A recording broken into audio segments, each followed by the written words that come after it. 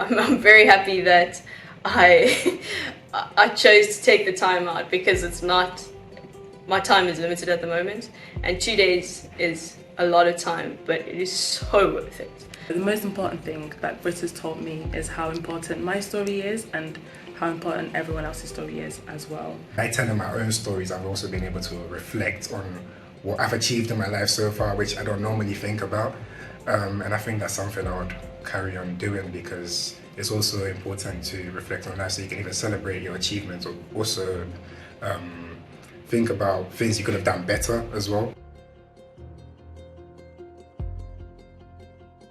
I would say do it. I would say do it, but only if you're willing to think and not take things for granted about your experience. It's been lovely to meet other people who look like me, who've had similar experiences, and also to learn about other people's experiences that otherwise I wouldn't have known about.